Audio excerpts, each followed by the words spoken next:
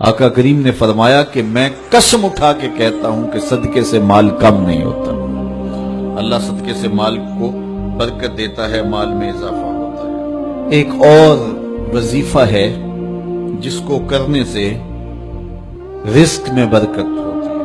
اللہ فرماتا ہے تم نکاح کرو، تم فقیر ہو وہ تمہیں غنی کر دے گا.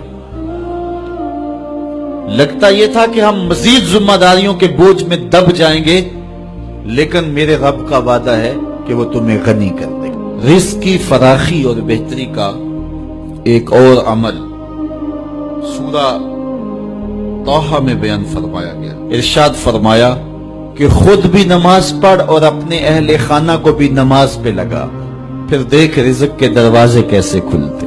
رسول کریم صلی اللہ علیہ وسلم نے ارشاد فرمایا جو یہ چاہتا ہے کہ اس کے رزق میں برکت ہو اور اس کی عمر میں برکت ہو، وہ رشتہ داروں کے ساتھ سلوک اچھا کرے.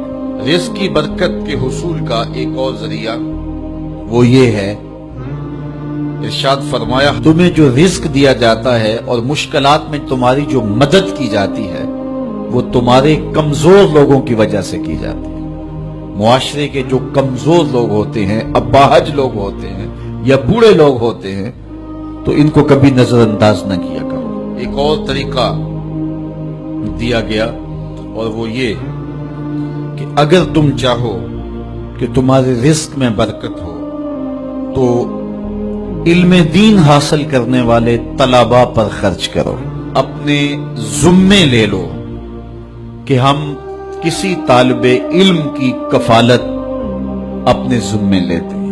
میں آپ کو مشورہ دیتا ہوں اپنا ایک بیٹا راہ دین کے لیے وقف کر دو، لیکن کسی وجہ سے بچوں کا ذہن یہ نہیں بن رہا تو پھر ایک بچہ اپنے ذمے لے لیں.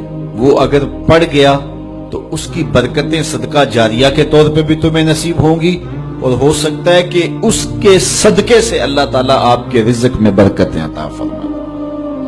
تو جو طلباء پہ خرچ کرتا ہے اللہ اس کی بہت مدد کرتا ہے. ایک روایت میں آتا ہے جس نے کسی دین کے خادم طالب علم کی مدد کی ٹوٹے ہوئے قلم کے ساتھ یا کاغذ کے ایک ٹکڑے کے ہی ساتھ، وہ ایسا ہے جس طرح اللہ کے گھر کعبے کی 70 بار تعمیر کی ہے. اللہ کی بارگاہ میں دعا گو ہوں کہ اللہ ہم سب کو رزق حلال، رزق وسیع، رزق سہل، رزق فراواں اور رزق مبارک عطا فرمائے.